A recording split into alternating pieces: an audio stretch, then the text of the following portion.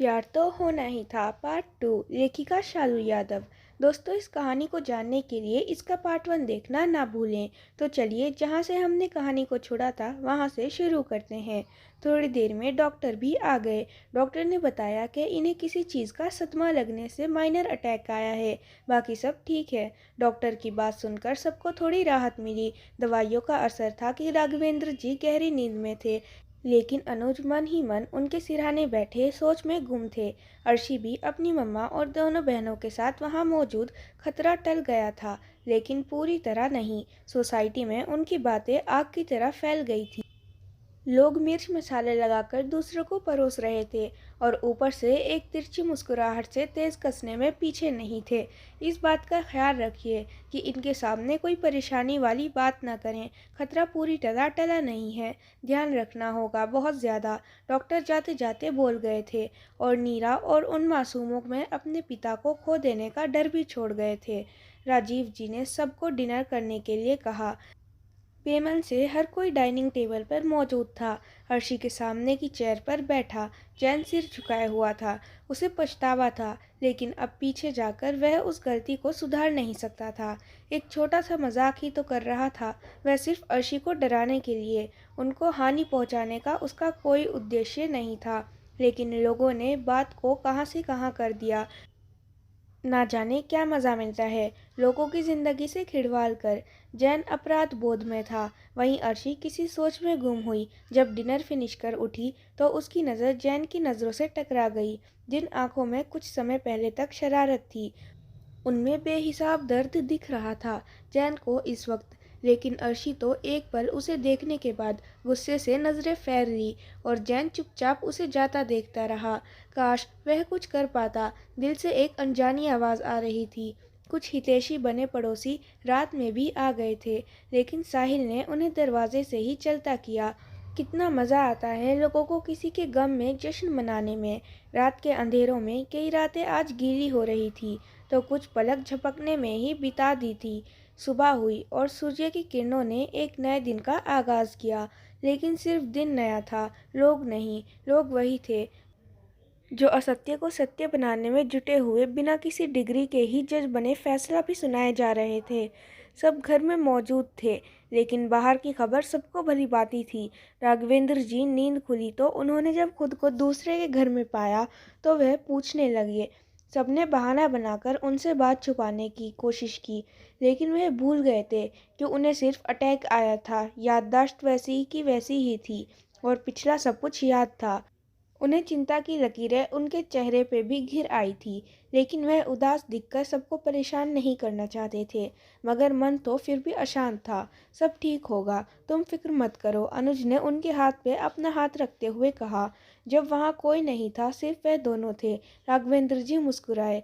तुम्हारे होते हुए मुझे कोई परेशानी हो ही नहीं सकती। मैं जानता हूँ तू सब संभाल लेगा। अनुज कुछ बोलने के बजाय उनके हाथों को देखते हुए मुस्कुरा उठे। कुछ अच्छे संस्कारों वाले लोगों ने तो मोर्चा भी शुरू कर दिया था। ऐसे गंदे लोग रहेंगे सोसाइटी में तो हमारे बच्चे खराब होंगे। न जाने कैसे बेतु से इल्ज़ाम रटे थे जुबान पर। दोनों परिवार वाले चुप थे। मम्मा, हम यहाँ से चलते हैं ना, सौम्या उत्काई सी बोली। ऐसे नहीं जा सकते बेटा, चीज़ें सॉल्व तो करनी ही होंगी। यूँ बेबुनियाद इल्ज़ाम सिर पर लिए भाग जाना कायरता ही होगी। चलेंगे, बस थोड़ा वक्त दो, फिर कभी नहीं आएंगे, रूपम बोली, और सौम्या सिर हिलाकर सहमति जताते हुए अपने कमरे में चली गई। शौक था ना बहुत यहाँ आने का। ले हो गया पूरा राहु केतु, सब आ गए एक साथ। यार क्या करूं, नहीं किया मैंने कुछ गलत, ये लोग समझ क्यों नहीं रहे हैं। अपने कमरे में बैठा जैन अपने बाल नोचते हुए बोला। शाम घिर रही थी, लेकिन हालात जैसे के तैसे था। पड़ोसियों के जोश का तो क्या कहना। हर कोई इस बहाने अपने अपने पुराने हिसाब चुकता कर लेना चाहता था। किसी को किसी की हालात से कोई राब्ता नहीं था। हर कोई राघवेंद्र जी के कमरे में इस वक्त मौजूद था। हर किसी के मन में सवाल थे। यूं अचानक से अनुज जी ने सबको क्यों बुलाया। वह एक नज़र देखते हुए जैन की तरफ देखे, जो उन्हीं को सवालियों नज़रों से देख रहा था। जो होना था वो हो चुका है, उसे हम बदल नहीं सकते। हम लेकिन संभालने की कोशिश ज़रूर कर सकते हैं। उनके बोलने पर हर कोई नासमझ सा उन्हें देख रहा था। मैंने कुछ सोचा है जो मेरे हिसाब से सही है। मैं चाहता हूँ जैन और अर्शी की शादी करा दी जाए। उनके शब्द हर किसी को ऊपर किसी नुकीले तीर की तरह जा चुभे। हर कोई हैरान था, अर्शी और जैन सबसे ज़्यादा। क्या कह रहे हैं आप? अनुज, ये सही नहीं है, ये गलत है। किसी के ऊपर अपना फैसला थोपना सरासर गलत है। हर कोई स्वतंत्र है। और हाँ, ये सब बच्चे नहीं रहे। इन्हें खुद मनपसंद जीवन साथी चुनने का पूरा हक है। भाई साहब, कुछ तो बोलिए। राजीव जी की तरफ देखते हुए रूपम बोली। अनुज के फैसले से मैं सहमत हूँ। और निर्मला जी भी वह उनकी तरफ देखते हुए बोले। वह भी मुस्कुराकर सहमति जताती। अनुज बिल्कुल सही कह रहे हैं। मुझे फ़क्र है मेरे छोटे भाई पर। बोलो राघवेंद्र, क्या तुम इस रिश्ते से सहमत हो? तुम्हें कोई दिक्कत तो नहीं? तुम दोस्त हो मेरे, खुलकर कह दो जो कहना है। अर्शी को कोई गम छू भी नहीं पाएगा, इसका विश्वास दिलाता हूँ मैं तुम्हें। अनुज राघवेंद्र की तरफ देखते हुए बोले। अर्शी बेटा, उन्होंने उसे इशारे से पास बुलाया। तुम क्या चाहती हो? क्या तुम तैयार हो? राघवेंद्र जी अर्शी से मुखातिब हुए। ये आप सब क्यों बच्चे जैसे बिहेव कर रहे हैं? शादी खेल तो नहीं है, सारी उम्र साथ निभाना होगा। एक दिन की पहचान और शादी कभी नहीं चल पाएगी। और कीचड़ में गिरते हैं तो कीचड़ साफ करते हैं ना कि कीचड़ में रहना शुरू कर देते हैं। रूपम की आखिरी कुछ लफ्ज़ किसी को भी पसंद नहीं आए। तुमने सही कहा, एक दिन की मुलाकात से कुछ नहीं होता। लेकिन तुम भूल रही हो, एक पल में लोग कहाँ से कहाँ हो जाते हैं। एक सेकंड में लोग अपनों से दूर हो जाते हैं। और ये शादी भी ज़रूर होगी। मेरी दिली इच्छा थी कि अर्शी मेरी बहू बने, और अब तो भगवान ने इशारा भी दे दिया है। और क्या चाहती हो? अनुज मुस्कुराते हुए बोले। तुम बोलो बेटा। अनुज बोले तो अर्शी एक नज़र राघवेंद्र को देखकर हाँ बोल दी। और हर कोई उसके एक हाँ पर हैरान रह गया। जैन की मुट्ठियाँ गुस्से से भीज गई और वह सख्ती से उसे घूरने लगा। और हाँ, आप लोग एक बात सुन लो, ये शादी कभी नहीं होगी। लड़का देखा नहीं कि पड़ा दिए फेरे। रूपम गुस्से से बोली और सौम्या को साथ लिए कमरे से बाहर निकल गई। सब कुछ कबूल था उसे, पर न्यू पेरेंट्स की बेइज्जती। वह खुद को नियंत्रण किए खड़ी रही, मगर मन ही मन बहुत जंग चल रहे थे। डैड, मैं ये शादी तुम्हें करना होगा, गलती की है तुमने। अनुज सख्ती से बोले। उन्हें पता था ये गलत है। गलत है किसी के साथ शादी जैसी चीज़ों से ज़बरदस्ती करना। लेकिन उन्हें जैन के लिए अर्शी परफेक्ट नज़र आ रही थी। तू जहाँ गिरेगा वे संभाल लेगी, वे सब कुछ बदल देगी। वे श्रेया की तरह सिर्फ किटी पार्टी नहीं करेगी, वे जिम्मेदारियों को निभाएगी अच्छे से। उनके तजुर्बे उनसे कह रहे थे। वे ये भी जानते थे जैन बेपरवाह मस्त मौला था, लेकिन नरम दिल लिए था। वह बहुत जल्द शामिल हो जाएगा अर्शी की ज़िंदगी में। जैन गुस्से से बाहर चला गया और सीधे रूपम के कमरे में जा पहुंचा। डैड, ये कर रहे हैं, मैंने कोई गलती नहीं की। और मैंने बोला था अभी शादी नहीं करनी, जब करनी होगी बता दूंगा। और ऐसे कैसे कर लूँ जिसे ठीक से जानता तक नहीं? This is not fair. आप बोलो ना, मना कर दे। वह जैन रूपम से बोला। आई एम सॉरी बेटा, मैं कुछ नहीं कर सकती। अब वो किसी की नहीं सुनेंगे। लेकिन आने दो, खुद भाग आएगी। वह नफरत से बोली। आखिर एक माँ थी, अपने बेटे के गम की जिम्मेदार वह अर्शी को मान चुकी थी। इतनी खराब भी नहीं है, सौम्या बोली। रूपम और जैन उसे घूरे। मतलब सही ही है, वह बोली। चुप करो, तुम्हें बोलने की ज़रूरत नहीं, रूपम ने छिड़का उसे। माफ़ करना रूपम, ज़रा तेज़ है, बोल देती है जो मन में आता है, लेकिन दिल की बुरी नहीं है। वह माँ है ना। वह हंसे। और जैन, वह तो बहुत सॉफ्ट है, सब ठीक होगा। अनुज तनाव भरे माहौल को हल्का करते हुए बोले। अगर कोई दिक्कत हो तो कोई बात नहीं। लोगों के कहने पर हम थोड़ी नहीं। भाभी जी, लोगों को भाड़ में जाने दीजिए। मैं तो हमेशा से चाहता था अर्शी को अपने घर लाना, लेकिन एक मौके की तलाश कर रहा था। यकीन मानिए, ये किस्मत ही है जो इन्हें मिलाना चाहती है। मैं सब ठीक कर दूंगा। वह बोले तो राघवेंद्र जी ने उनके हाथ पर अपना हाथ रख दिया। भरोसा है मुझे, राघवेंद्र जी बोले। और अनुज मुस्कुराते हुए उन्हें गले से लगा लिए। फिर एक रात आंखों आंखों में ही जगी और सुबह से ही अनुज ने तैयारियां करनी शुरू कर दी। बातें बनाने वाले लोग खबर सुन चुप हो गए। चीज़ें उल्टा हो गई थी। जिस बात का मातम मनाने के लिए सब घर में दुबक गए थे, जैन और अर्शी की इस बीच एक बार भी मुलाकात नहीं हुई। वहीं रूपम कमरे से ही नहीं निकली और ना ही सौम्या को निकलने दी। लेकिन सबको इग्नोर कर अनुज समीर के साथ काम में लगे हुए थे। शेखावत भवन सजाया जा रहा था, किसी नई दुल्हन की तरह। जब सब व्यस्त थे तब जैन सबकी नज़रों से बचते हुए इधर उधर कमरों में देखते हुए अर्शी के कमरे में जा पहुंचा। एक बार को जब उसने नज़रें दौड़ाई तो उसकी निगाहें कुछ पल को ठहर गई उस फोटो फ्रेम पे जिसमें अर्शी मिडी पहने अपने बहनों के बीच खड़ी थी। कितनी मासूम लग रही थी। लेकिन है नहीं, फंसा रही है मुझे, बोलते हुए वह इधर उधर देखने और आखिरकार छत पर चला आया था। वह नीचे से आते उजाले और कुछ सितारों की रोशनी उसके चेहरे पर पड़ रही थी। गेहुआ रंग। पल फिर निगाहों ने बगावत की उससे, लेकिन वह सिर झटक कर उसके जानिब बढ़ गया और फिर शादी से मना करने के लिए कहने लगा। वह कैसे इसे इनकार कर गई। नहीं करूँगी। इतनी हिम्मत, कितनी निडर सी उसकी आंखें जैसे उसे चुनौती दे रही थी।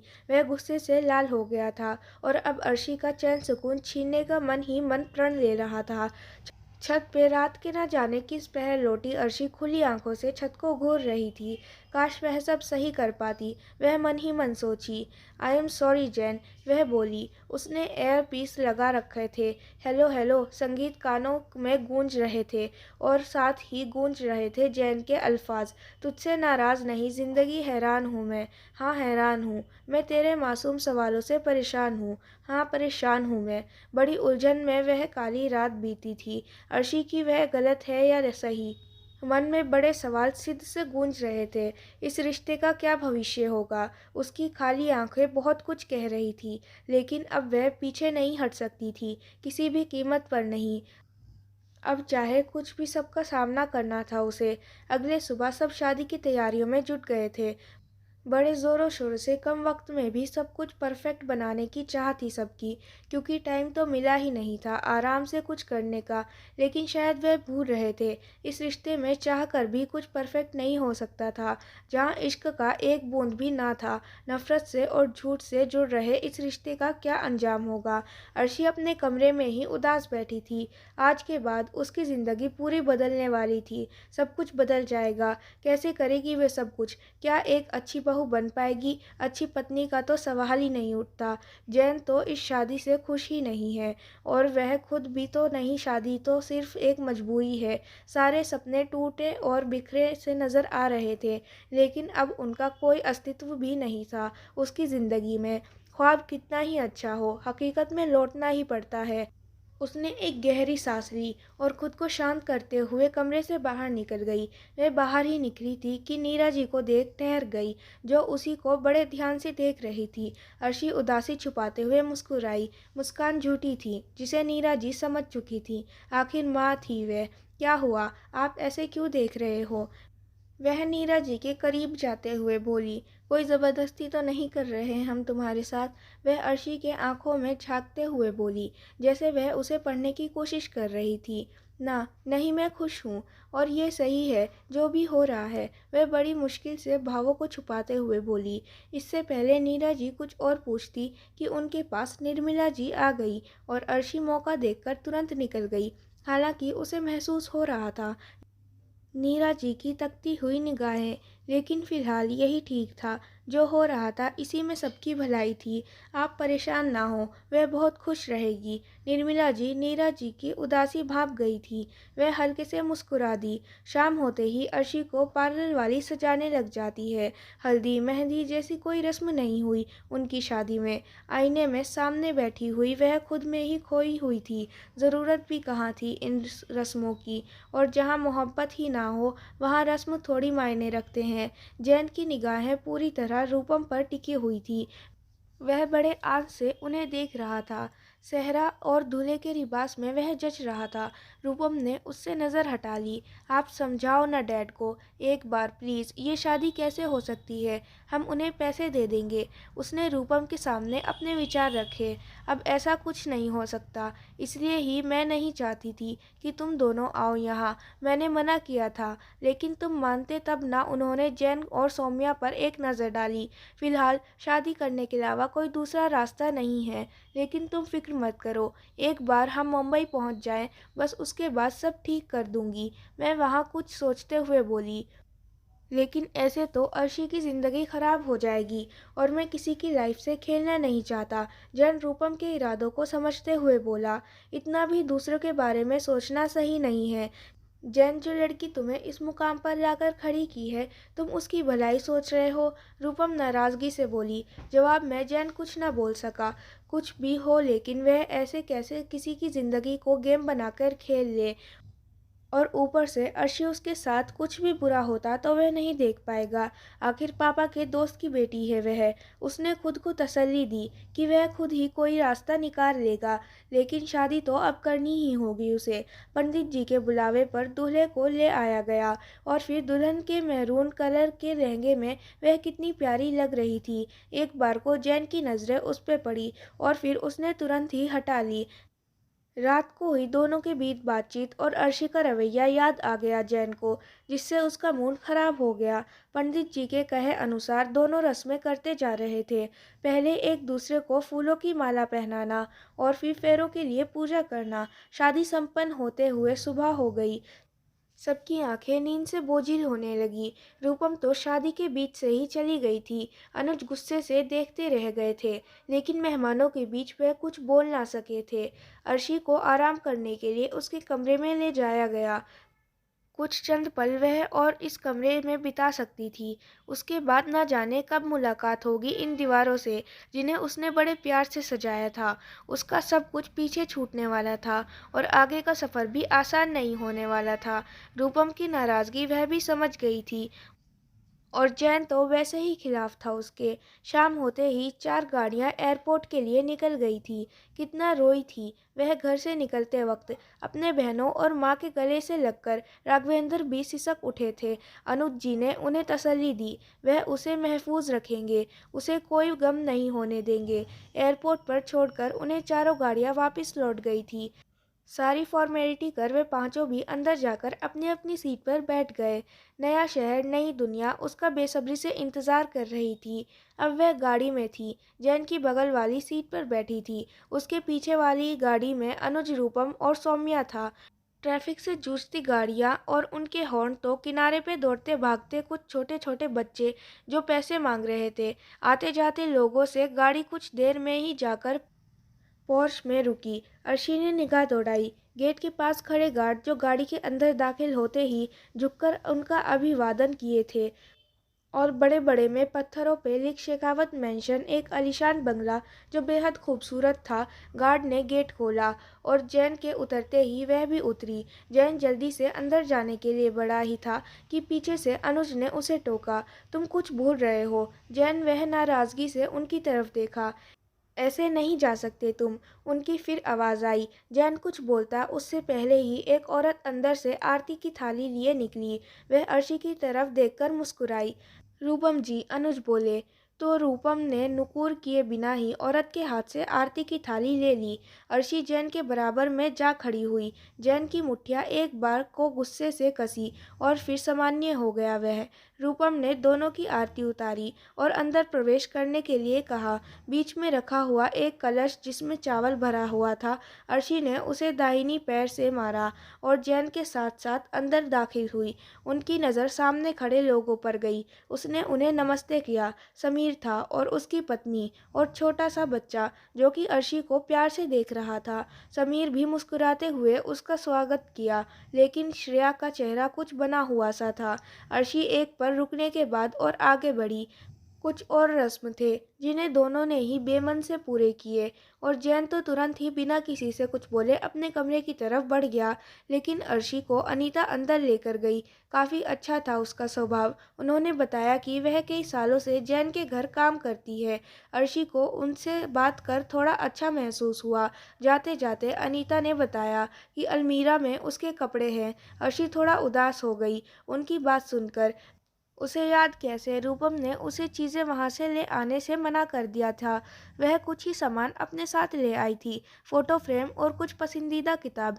बाथरूम में पानी गिरने की आवाज़ आ रही थी, जिससे अर्शी समझ गई थी जैन बाथरूम में है। वह कमरे को देखने लगी। बड़ा सा रूम था और दीवारों पे लगी खूबसूरत पेंटिंग। वह बड़े ध्यान से पेंटिंग को देख रही थी कि दरवाज़ा खुला और जैन बाहर निकला। दोनों एक दूसरे को देखकर एक पल को ठिठक गए। बदलाव दोनों की जिंदगी में आए थे। अर्शी ने नज़र हटा ली और जैन बालों को ब्रश करने लगा। रूम का एक भी सामान इधर से उधर नहीं होना चाहिए। और हाँ, मुझे गंदगी बिल्कुल नहीं पसंद है। वह आईने में खुद को निहारते हुए बोला। मैं पागल तो नहीं हूँ जो सामान बिखरा दूंगी, अर्शी तुनक कर बोली। उसे जैन के बोलने का लहजा पसंद नहीं आया था। ओह, अच्छा हुआ बता दिया तुमने, मुझे तो पागल ही लगती हो, वह उसे देखते हुए बोला। अर्शी गुस्से में होते हुए भी खामोश रह गई और अलमीरा की तरफ बढ़ी। जैन एक नज़र अर्शी पर डाल बाहर निकल गया। मेरे घर में होते हुए भी रौब कम नहीं हुआ इस लड़की का। वह मन ही मन खींचता हुआ लिविंग एरिया में जा पहुंचा। तुम तो कह रहे थे अभी शादी नहीं करनी, फिर ऐसा क्या जादू कर दिया इस लड़की ने जो शादी कर रही है इतनी जल्दी? श्रेया ने जैन पर तंज कसा। कहते हैं तुम मनमर्जी कर रहे हो और जिंदगी के इतने बड़े फैसले में एक बार मुझसे पूछा तक नहीं गया। वह अनुज को देखते हुए बोली और सीधे बाहर निकल गई। अंधेरा फैल गया था, चारों तरफ आसमां चमक उठा था जुगनुओं से। अनुज जैन की नाराजगी समझ रहे थे, इसलिए वे कुछ नहीं बोले। लेकिन उठते हुए वे श्रेया की तरफ देखे तो उसके चेहरे की चमक तुरंत ही गुम हो गई। अर्शी ने लॉन्ग सूट पहना था। अब उसे नींद आ रही थी और भूख भी लग रही थी। वह सोच ही रही थी कि खाने का जुगाड़ कैसे किया जाए। इतने में अनीता उसके कमरे में खाने की प्लेट लिए दाखिल हुई। थक गई होगी ना, इसलिए अनुज जी ने यहीं खाना भिजवा दिया। जैन बाहर गया है तो उसका इंतज़ार मत करना, वह मुस्कुराते हुए बोली और बदले में अर्शी भी मुस्कुरा दी। वह चली गई और अर्शी खाने पर टूट पड़ी। फिलहाल तो उसे भूख लगी थी, इससे ज़्यादा ज़रूरी अभी उसके लिए कुछ नहीं था। वह खाना खाकर सो गई। उसकी नींद करीब 12 बजे खुली। उसने फ़ोन चेक किया तो कई सारे मिस कॉल थे उसके माँ पापा के। वह तुरंत फ़ोन लगा दी। उसे पता था वह परेशान हो रहे होंगे। माँ ने फ़ोन उठाया। उसने बारी बारी से सबसे बात की। कुछ मुस्कुराहट तो कुछ आंखें नम हुई रात थी, इसलिए जल्दी फ़ोन रख दिया माँ ने। जब रीति ने जैन के बारे में पूछा था, उसने बहाना बना दिया कि वह सो गया है, फिर कभी बात कर लेगी। बड़ी आसानी से वह सब कुछ छुपा गई थी, लेकिन उन सबको सच बताकर परेशान करना भी कहाँ सही था। अर्शी की सुबह जब आंख खुली तो खुद को एक अनजान कमरे में देखकर चौंक गई, लेकिन अगले ही पल वह सिर झटक कर उठ गई। जैन कमरे में नहीं था, मतलब वह आज रात आया ही नहीं था कमरे में, या शायद घर ही नहीं आया था। वह घड़ी पे नज़र डाली और वॉशरूम में चली गई। कहाँ थे रात भर? रूपम जैन से बोली, जो कि अपने जिम एरिया में ट्रेडमिल पर दौड़ रहा था। स्पीड काफ़ी थी, जिससे वह पूरा पसीना पसीना हो गया था। मैंने कुछ पूछा तुमसे, तुम सुन भी रहे हो? रूपम रोज से बोली। वह टॉवेल से पसीना पोंछते हुए उनके पास जा बैठा। मैं नहीं स्वीकार कर पा रहा ये सब शादी। मुझे समझ नहीं आ रहा है मैं क्या करूं? वह सिर पे हाथ रखते हुए बोला और परेशानी से रूपम को देखा। तो तुम हार गए बिना किसी कोशिश के?